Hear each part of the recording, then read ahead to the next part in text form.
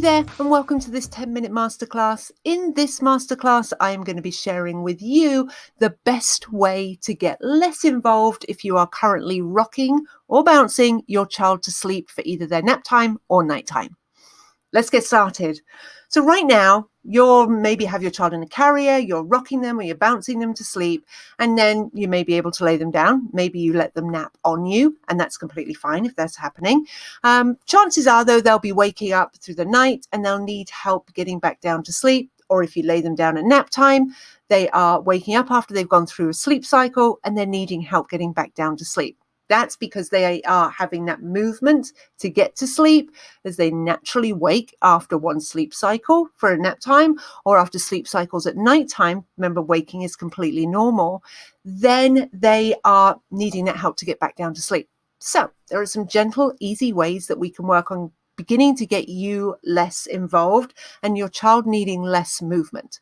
If your child needs less movement and they don't need any movement to get down to sleep, then they have more of an opportunity and it's easier for them to get back down to sleep when they begin to wake or come into a light sleep. So this could potentially double your nap length and get you some longer stretches at nighttime. Now, your child is not going to suddenly start napping for 3 hours. You never know, but they're probably not. And they're not going to suddenly start sleeping through the night because you do this. But this is a great way of you beginning to get less involved. And this is something that I have all the families that I work with get started on before we really do anything else, because it can be a real big step from if you've been rocking your child down to sleep and you're doing some sleep training, even the most gentle of techniques, your child is used to having movement and you're suddenly laying them down and there is none. They're going to really struggle to fall asleep because we have completely changed everything. So you can do this and then move on to some gentle sleep training if you want to. It may be that actually you find that you're getting such better sleep by just doing this that it makes it so much easier and you're good where you are. So I have here Grantham. He is my amazing sleeping fake baby. I'm going to show you how we want to work on getting less involved.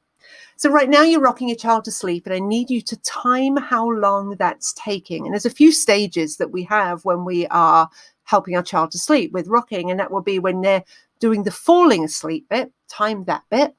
And then once they've fallen asleep, how long it is that you're rocking for before you stop. And then how many minutes you've stopped for before you would then lay down. So let's just say Grantham here needs 5 minutes of rocking before he then falls asleep. I'm rocking for about another 5 minutes and then I slowly stop and I hold him for 2 minutes and then I'm going to lay him down in his crib.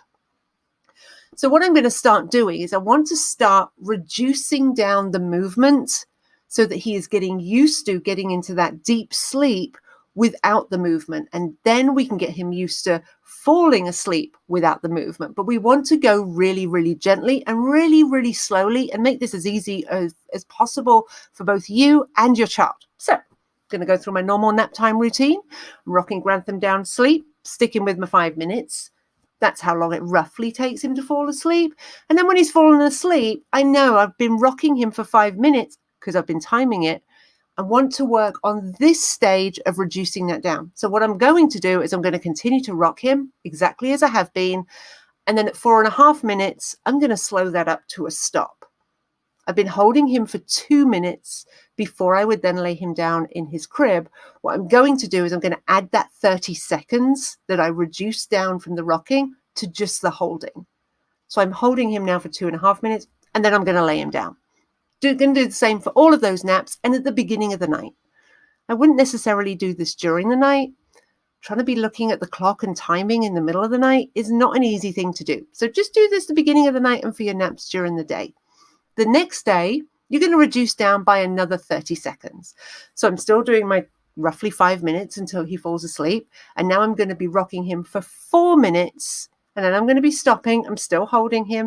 And I'm going to add again that 30 seconds onto how long it is before I'm holding him before I lay him down. So now 5 minutes to get to sleep, 4 minutes of rocking, and then 3 minutes of holding and then laying him down. Do the same rest of the naps, beginning of the night. And then the next day, I'm going to reduce down again by another 30 seconds. 5 minutes to fall asleep, reducing down that rocking once he's fallen asleep to 3.5 minutes. And then I'm going to then hold him but I'm still going to hold him for the 2.5 minutes. I'm not going to always add on that time of the not rocking. I'm not going to just add on minute after minute, because then he's going to be laying down at exactly the same point. I want to start getting Grantham down into the crib a little bit sooner. So I'm going to do that where it's just 30 seconds before. So now I'm not rocking as much and he's getting into the crib 30 seconds sooner. You can just scroll down and I will show you the timeline there, because it can get a little bit confusing. If you can see, it might be a little bit easier for you. So what we're doing is we're working on initially reducing down the amount of minutes that we're rocking for once asleep and then laying down. And then what we're going to be doing is you're going to get to that point where fairly quickly after falling asleep that you're going to be still. You're going to still work then on reducing down that 30 seconds.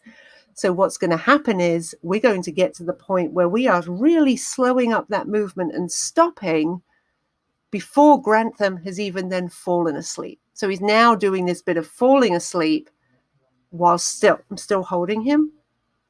And then I'm going to hold him and then I'm going to be laying him down. And then I'm going to continue to reduce it down, because what I want to do is I want to do where I can hold him and I can hold him close and I can be rocking just maybe for a minute. And then I can just hold him and then he's able to fall asleep. I hold him for a little bit after he's asleep and then I lay him down. So you can see how this now he's able to get to sleep really without the movement. And this means that he's going to be able to get himself back to sleep without so much movement, which means he may be able to do this himself. When he naturally comes into that light sleep, he's not automatically needing movement to get into the deep sleep. And so that's where we may get our longer naps and our longer stretches at nighttime. Another thing that you may need to work on, this really depends on your child, is that Grantham here is on his side. As I'm holding him, he's on his side. Now, you may be that you're holding your child up here or any other way. You can imagine then if you've been holding your child here or they're here on their side, if you're suddenly trying to lay them down wide awake on their back, again, that's really, really different for them to fall asleep that way. So what you can start doing, you can do this at the exact same time that you're beginning to reduce down your rocking, or you can introduce this after. It's to, if you have had your child up here as they're falling asleep, it's to start getting them into a bit more, working on getting them a bit more into this position. And then when they're in this position on their side, then once they're asleep, you can work on them laying down flat on your legs. And you can then be putting your hand on it if need be. Pressure there, warmth there, which is what you're getting from when they're against you, and helping. So this way now, your child is falling asleep, getting some sleep on their back. You're still helping them, but they're on their back. So this now means that when they are sleeping and they're going through their sleep cycles throughout their nap and throughout the nighttime, that they are then able to get back down into that deeper sleep, because it is not so different. So they're more likely to be able to do it. As I say, this is not something that is going to suddenly mean that your child is able to sleep through the night. There's lots of different factors go through that. But this will definitely help you if you are thinking of getting started with some gentle sleep training. This is a great thing to get started on before you really start that next step, because this can make your next step so much easier. Let me know how you get on, and remember to scroll down just to have a look at the timeline of getting less involved, because that will make it a little bit easier for you. Take care.